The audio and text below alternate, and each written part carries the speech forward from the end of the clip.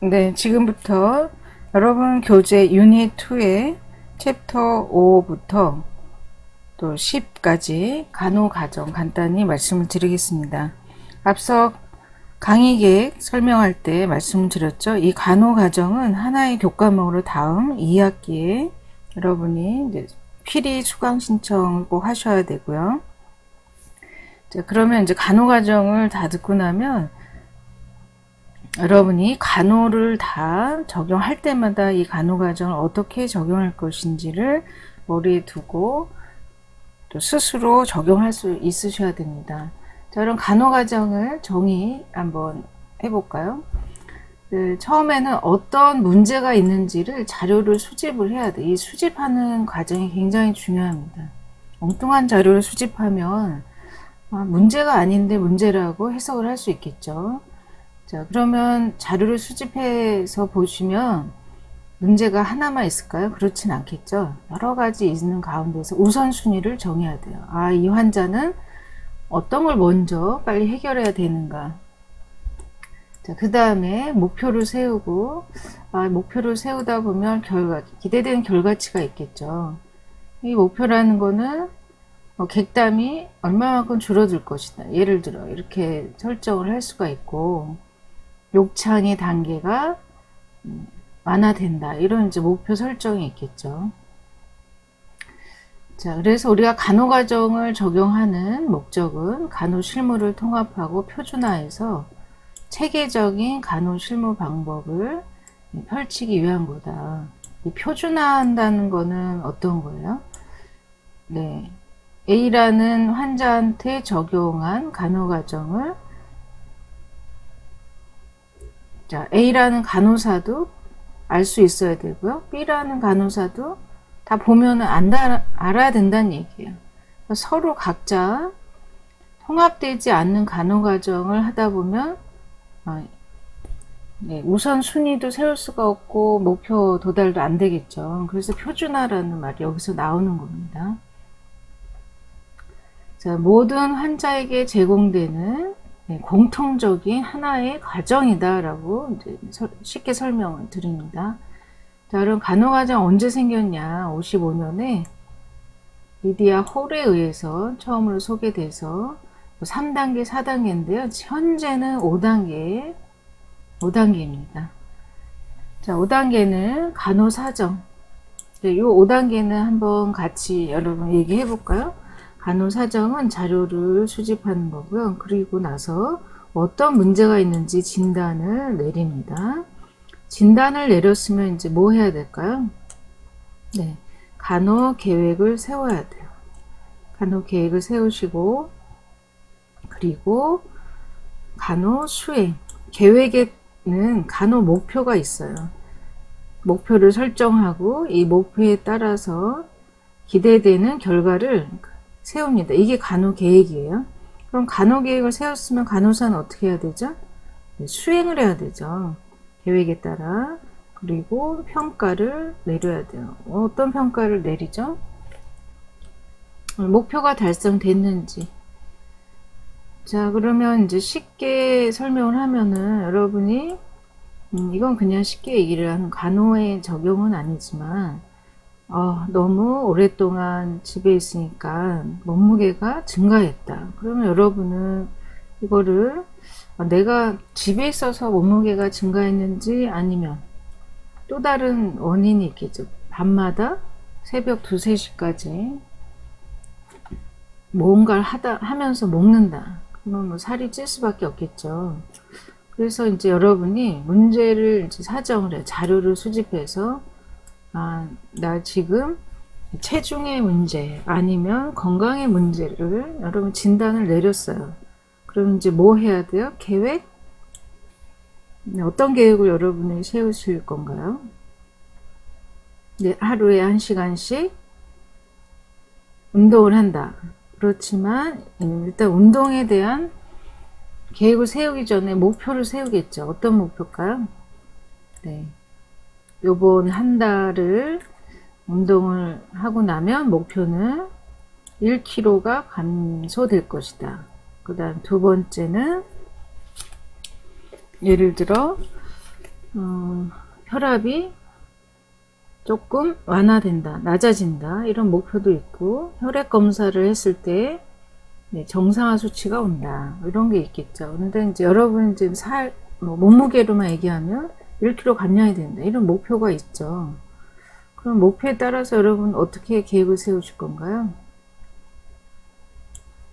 네, 어떤 이제 운동하는 시설을 이용한다. 요즘에는 시설도 이용하기 어려우니까 하루에 1시간씩 빠른 속도로 땀이 맺히는 정도로 걷는다. 자, 그러면 매일 걷는다? 아니면 일주일에 3번 하겠다. 이런 계획을 세우겠죠. 그럼 여러분이 계획을 어딘가에 적었어요. 그럼 뭐 해야 돼요? 실천해야죠. 그런데 이제 이거를 간호수행이라는 거는 환자를 위해서 간호사가 수행하는 것을 얘기를 해요. 환자에 대한 목표를 세운 거예요. 그래서 비교를 해서 지금 말씀을 드리는 거죠. 자, 그러면 운동을 하겠다. 일주일에 매일 아니면 3번. 그러면 뭐 해야 돼요? 이건 반드시 지켜야 돼요. 그 다음에 평가는 어떻게 하죠? 목표는 뭐였어요? 여러분이 쉽게 얘기하면 한 달 해서 아니면 2주간 1kg을 감량했는지 쉽게 평가할 수는 있겠죠. 이런 게 이렇게 여러분은 일상생활에서 하는데 하물며 환자를 돌보는 간호사가 아무렇게나 간호할 수는 없겠죠. 자, 그러면은 여러분이 이런 이제 간호 과정을 꼭 거쳐야 된다는 거 아시겠죠? 그런데 여러분 1kg 감량을 이제 목표로 했는데 0.5kg만 감량됐으면 어떻게 하실 거예요? 네, 다시 목표를 설정을 해서 내가 어떻게 할까요? 운동의 양을 늘린다. 그렇죠? 목표를 다시 설정을 하고 또 뭐 할 수 있죠? 계획을 다시 세우죠. 1시간 갖고 안 되겠다. 아침 저녁 1시간씩. 자, 그럼 수행을 해서 평가를 했더니 2kg이 빠졌어요. 그럼 목표에 도달을 한 거죠. 그러면 여러분이 그냥 특별히 목표를 수정을 안 하고 계속해서 할 수 있는 거죠. 자, 그럼 쉽게 이해를 도모하기 위해서 이렇게 말씀을 드린 건데, 자, 한번 다시 여러분이 말로 한번 해보세요. 처음에 자, 간호사정, 그리고 문제를 도출한 진단, 목표와 계획을 세우는 간호계획, 또 간호수행, 간호평가, 이게 이제 5단계 간호가정의 체계라고 할 수 있습니다.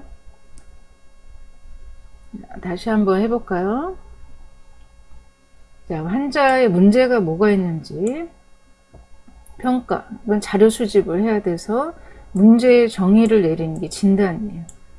자, 진단을 내렸으면 이제 목표를 설정하고 어떤 계획을 세우는가, 간호 계획을 세워서 뭐 해야 돼요? 계획에 맞춰서 수행을 해야 돼요. 간호 수행.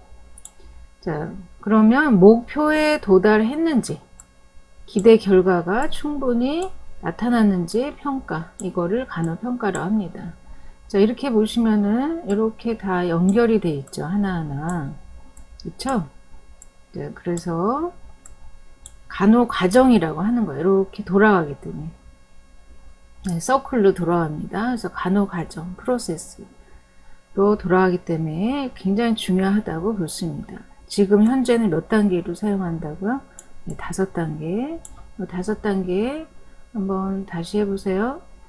자, 그럼 간단하게 다시 말씀드릴게요. 간호가 사정, 진단, 또 말로 다시 해볼까요? 네, 계획, 간호 수행, 중재, 같은 얘기고요. 간호 평가. 자, 그럼 자료를 수집해서 우선순위를 세워서 자료 분석 후에 어떤 문제가 있는지 진단을 내리죠. 자, 그럼 이 간호 계획도 우선순위에 따라서 목표와 또 결과를 우리가 세웁니다. 그리고 나서 어떤 간호 수행을 하는가를 이제 간호 중재라고 해요. 실제로 여러분 스스로 간호사 환자한테 간호를 제공하는 게 이제 간호 수행이에요. 네, 합병증을 예방할 수 있도록 중재를 시행해야 되겠죠. 그래서 간호 수행이라 하고, 목표에 도달했는지, 자, 도달하지 않은 거가 있으면 어떻게 한다고요? 다시 혹시 내가 자료 수집을 잘못했는지 갈 수도 있고요. 진단, 이제 평가를 내렸는데 이렇게 갈 수도 있고요. 아니면 이렇게 갈 수도 있어요. 이거는 모르는 거죠. 자, 간호평가에서 목표에 도달하지 않았다고 해서 무조건 일로 가는 건 아니에요. 1번으로. 어떻게 갈 수 있어요? 간호진단을 잘못 내린 걸 수도 있거든요. 그러니까 2번으로 다시 시작할 수도 있고요. 3번에서 4번에서 이렇게 다시 시작할 수도 있어요. 그래서 평가도 굉장히 중요하다고 볼 수 있죠. 간호과정은 우리가 문제를 해결하고 근거, 과학적인 이론에 의해서 해결하기 위한 목표를 가지고 있습니다. 이론적인 기틀은 마슬로우의 기본 요구 단계 이론, 또 일반 체계 이론 이렇게 있는데요. 골든의 기능적 건강 양상. 근데 요즘에는 이론적인 기틀이 난다의 인간 반응 양상에 근거하고 주로 근거해서 쓰여지고 있다고 보시면 됩니다. 자, 난다라는 거는 북미 간호 진단입니다. 진단협회. 그래서 이 북미 간호 진단협회에서 내린 간호 진단이 있는데요. 13개 항목의 분류 체계가 많이 쓰여지고 있습니다. 13개 분류 항목 체계는 여러분 책에도 있으니까 한번 보시고요. 그런데 이거는 왜 필요하냐면 이 진단을 보면 A라는 간호사가 또 B라는 간호사, C라는 간호사 모두 한 사람의 환자의 문제를 딱 보고 알 수 있도록 하기 위한 표준화라는 거예요. 그래서 난다라는 진단이 많이 쓰여지고 있습니다. 간단하게 여러분이 보실 거면 책에 교재에 보시면 127페이지부터 134페이지 있어요. 이렇게 한번 강의 끝나고 나면 한번 보시도록. 자, 그럼 간호사정이라는 거는 뭔지 첫 단계에 굉장히 중요하다. 잘못된 자료를 수집을 하면 안 되겠죠. 수집을 해서 분류하고 조직화해야 된다. 자, 그럼 간호사정 한번 먼저 볼까요? 간호사정을 하기 위해서 문제를 우리가 파악하기 위해서 뭘로 할까요? 간호련, 널싱 히스토리에서 환자가 입원을 하면 물어보는 거죠. 지금 어디가 제일 불편하죠? 저 숨이 차요. 또 뭐가 있을까요? 열이 나요? 네, 목이 아파요. 이제 간호사정을 해야 되고요. 환자나 보호자 말만 듣고 이 환자 지금 호흡에 문제구나 이렇게 할 수는 없죠. 객관적인 자료가 있어야 돼. 이걸 신체 사정을 통해서, 건강 사정을 통해서 할 수가 있는데 어떻게 할까요? 네, 뭐를 하죠? 한번 대답해 보실까요? 맞아요. 우리가 호흡이 문제다? 청진해 봐야죠. 그리고 또 뭐가 있을까요? 목이 아파요? 검사. 그렇죠? 배양 검사도 객담이 얼마큼 있는지 검사도 해봐야 되고. 자, 그 다음에 예전에 혹시 입원을 했나? 예전 기록을 또 찾아봐야 되고요. 다른 가족 얘기도 들어봐야 된다는 얘기예요. 그래서 자료를 확인하고 조직화하고 문제가 뭔지를 기록을 하는 것을 간호사정이라고 합니다. 자, 그럼 간호사정에는 뭐가 들어갈까요? 과거에 어떤 질병을 앓았는가, 수술을 했는가, 가족력, 가족에 주로 뭐가 있을까요? 고혈압, 당뇨, 암, 이런, 그렇죠? 가족력이 있는가, 주변에 폐에 손상을 입히는 직업을 갖고 있는가, 심리적인 문제가 있는가, 현재 건강 상태, 이런 걸 모두 다 자료 수집을 해야 되죠. 편안한 상태에서 해야 되고요. 신체 검진도 아까 객관적인 자료에 꼭 들어가야 된다 그랬죠. 주관적인 자료만 간호 자료에 넣으시면 안 되고요. 객관적인 자료가 있어야 돼요. 시진, 눈으로 청진, 촉진, 타진을 하셔야 됩니다. 환자의 행동 물어보면서 혹시 불안하거나 또 뭐가 있을까요? 네, 얼굴에 또 어두운 면이 있는가, 그리고 피로감을 있는가, 뭐 다크서클이 있는가, 이런 것도 다 보셔야 되고, 이건 이제 시즌에 들어가죠. 행동은 뭐 왔다 갔다 하는가, 배를 움켜쥐고 있는가, 이런 것들을 관찰해 보시고, 의무기록, 예전의 기록, 그 다음에 다른 자원들, 보호자들에게 물어보시면 돼요. 자, 그러면 가족이나 또 친지를 뭐 올 수 없는 경우는 그냥 이제 환자에게 물어보거나 통화를 할 수도 있는 거죠. 자, 어찌되었든 여러분 중요한 거는 자료 수집이 간호사정에 들어가는데 편안한 상태에서 효율적 의사소통. 그냥 물어보고 딱 끝내면 안 되겠죠. 물어보면서 확인을 꼭 해야 됩니다. 자, 자료에는 주관적, 객관적 자료, 이게 굉장히 중요하다 그랬죠? 네. 보호자나 환자가 얘기한 것만으로는 하면 안 되고, 객관적인 자료에는 뭐가 들어가죠? 네, 아까 얘기한 것처럼 여러분이 눈으로 청진하고 촉진, 타진, 자, 이 외에도 객관적인 자료는 엑스레이, 뭐 MRI 검사나 소변, 대변, 그리고 혈액 배양 검사, 아니면 간단한 혈액 검사, 이런 게 모두 다 들어가는 EKG. EKG가 뭐죠? 심전도. 여러분 이제 용어가 나오니까 계속 이제 알아두세요. 자, 그럼 자료를 이제 수집했으면 두 번째 단계가 뭐라 그랬죠? 네, 간호진단. 같이 말로 한번 해보세요. 간호진단.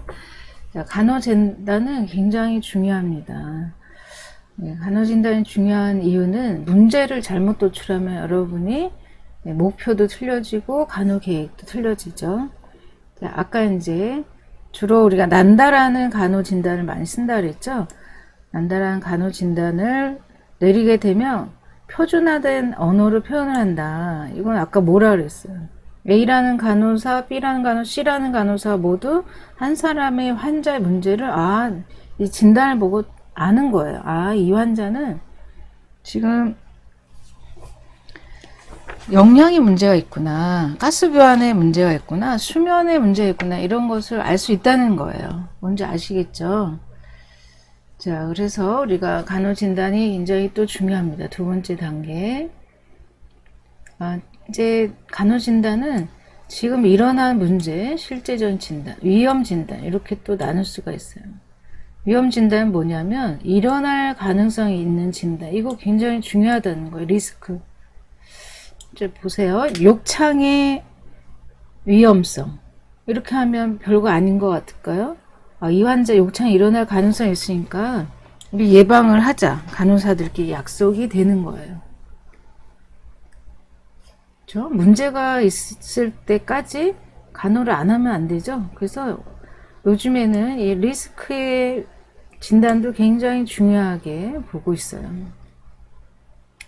자, 그 다음에 이제 주로 지역사회 쪽에서 안녕의 단계까지 높은 수준으로 건강을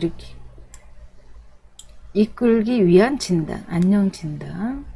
이거는 뭘까요? 안녕 진단은? 네, 이제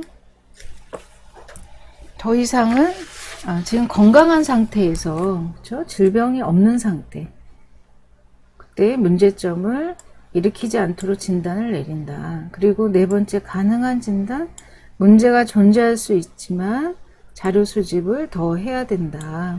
이렇게 보고 있어요. 그런데 여러분이 1번하고 2번 주로 알아두시면 됩니다. 자, 그럼 간호진단은 어떻게 내리냐? PS, P는요, 프로블럼의 P, 문제, 에티올로지 2의 원인, 심프톰 앤 사인의 S, PS 형식으로 모모와 관련된 모모로 나타나는 모모의 입증 등 이렇게 내리는데, S를 생략하고 간호 문제와 요인을 진술하는 거, 요즘에 이거를 많이 씁니다. 그래서 분비물 정체와 관련된 비효과적 기도 개방, 이렇게 해서 관련된을 쓰는 거예요. 자, 그런데 보시면 이 앞에가 원인이에요. 그쵸? 여기는 이게 문제예요. 이 환자의 문제라는 거죠. 자, 그런데 진단을 보시면 원인과 문제인데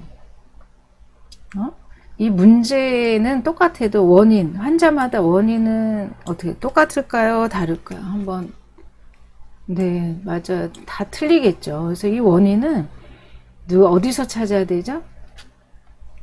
네, 건강사정, 자료에서 찾는 거예요. 문제를 일으킨 자료 수집이. 그래서 중요하다는 겁니다. 자, 그럼 진단을 이제 여러분이 아까 책 말씀드렸죠? 한번 쭉 보시고, 난다. 요즘에 이제 다시 20년도에 다시 분류가 됐습니다. 13가지 영역. 그 다음에 이제 큰 클래스 과로 볼 수가 있어요. 첫 번째 건강증진, 영양, 배설. 요거는 이제 개념이라고 보시면 돼요. 그리고 활동과 휴식, 지각, 인지, 자아, 지각, 역할관계, 성, 대처, 기능, 또 생애, 원리, 안전, 안위, 성장, 발달. 이게 우리가 주로 간호하는 거죠. 저희가 강의계획서 소개할 때 안전, 안위 다 들어갔었죠. 또 배설, 이제 배뇨, 영양 이런 것도 배우실 거예요. 활동도 있었죠, 이번 학기에. 그래서 이 클래스는 건강 증진과 관련된 작은 개념이라고 보시면 돼요. 이 건강관리 측에서의 문제를 보실 수가 있습니다. 책 한번 찾아보시고요. 자, 그러면 우리가 간호진단하고 의학적인 진단의 한번 차이를 한번 볼까요? 의사는 신체적인 징후, 증상, 병력, 진단적인 검사를 통해서 치료를 하는 거죠. 그래서 의학적인 진단의 초점은 질병이나 병리적 가정이 들어가요. 예를 들어 유방암 몇 기 이런 식으로. 그렇지만 간호진단은 그게 아니에요. 간호사는 아까 우리 진단 크게 어떻게 한다 그랬죠? 실제적인 진단과 위험 진단. 그래서 실제적 또는 위험한 반응을 규명해서 간호사끼리 아니면 뭐 의사 또 물리치료사, 약사 뭐가 있을까요? 네, 사회복지사 모든 의료인과 협동해서 환자를 이제 돕는 거, 돌봄, 간호라고 볼 수 있어요. 협동하여 치료하고 돕는데 치료보다는 돌봄에 초점을 둔다.